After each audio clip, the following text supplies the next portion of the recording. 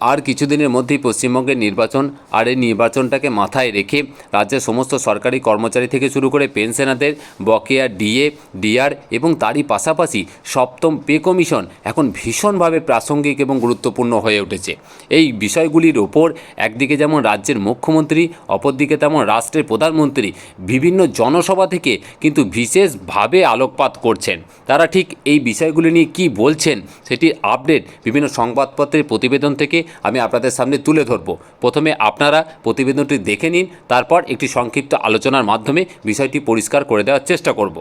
তো দেখুন, এটা একটি বিশেষ সংবাদপত্রের প্রতিবেদন, যেটি একটি নির্বাচনী জনসভার প্রচার করতে গিয়ে আমাদের রাজ্যের মুখ্যমন্ত্রী এবং রাষ্ট্রের প্রধানমন্ত্রী ঠিক কী ঘোষণা করছেন সেটি আমি আপনাদের সামনে তুলে ধরছি।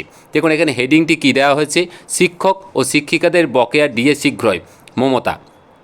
দেখুন, হাড়োয়া জনসভা থেকে কি উল্লেখ করা হয়েছে না, ইতিমধ্যে সরকারি কর্মচারীদের 2016 থেকে 2019 পর্যন্ত বকেয়া মহার্ঘ ভাতা বা ডিএ প্রদান সুনিশ্চিত করেছেন বলে এদিন হাড়োয়া সভা থেকে জানালেন তৃণমূল সুপ্রিমো তথা মুখ্যমন্ত্রী মমতা বন্দ্যোপাধ্যায়। ওই সঙ্গে শিক্ষক শিক্ষিকারাও শীঘ্রই এই সময়কালের বকেয়া ডিএ মিটিয়ে পাবেন বলে জানান তিনি।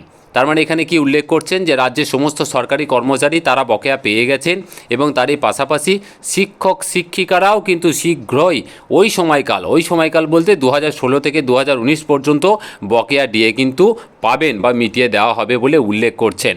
আবার অপরদিকে তারা যদি ক্ষমতায় আসেন, তারা বলতে এখানে কারা না, এখানে বিরোধী দলের কথা বলা হয়েছে, তাহলে সরকারি কর্মচারীদের সপ্তম বেতন কমিশন লাগু হবে বলে এদিন বাংলায় এসে দাবি করেন নরেন্দ্র মোদী। তার মানে এখানে আমাদের রাজ্যের প্রধান যে বিরোধী দল, তাদের যে প্রচারে এসে আমাদের রাষ্ট্রের প্রধানমন্ত্রী তিনি কি বলছেন না, বিরোধী দলের প্রধান মুখ তিনি বলছেন যে তারা যদি ক্ষমতায় আসেন তাহলে কিন্তু রাজ্যের সপ্তম বেতন কমিশন বা 7th পে কমিশন সেটা কিন্তু খুব দ্রুত চালু হবে। কিন্তু এবারে রাজ্য বাজেটেই সপ্তম পে কমিশন চালুর কথা ঘোষণা করেছেন মমতা বন্দ্যোপাধ্যায়ের সরকার।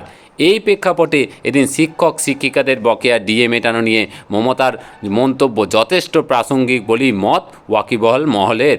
প্রসঙ্গত, রাজ্য সরকার পোষিত সমস্ত বিশ্ববিদ্যালয়ের কাছে কর্মরত শিক্ষক শিক্ষাকর্মীদের বিস্তারিত তথ্য চেয়ে পাঠিয়েছে উচ্চশিক্ষা দপ্তর। চাওয়া হয়েছে অবসরপ্রাপ্ত কর্মচারীদের তালিকাও।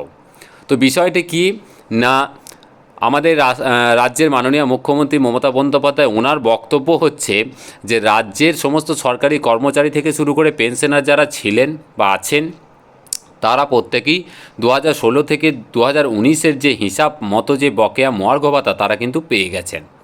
এবং বাকি যারা আছেন এখানে বিশেষত শিক্ষক শিক্ষিকাদের কথায় বলা হয়েছে তারাও ওই সময় বলতে 2016 থেকে 2019-এর বকেয়া ঠিক সময় কিন্তু তারা পেয়ে যাবেন। তার মানে তারা কিন্তু পাবেন, এটা কিন্তু তিনি নিশ্চিত করছেন।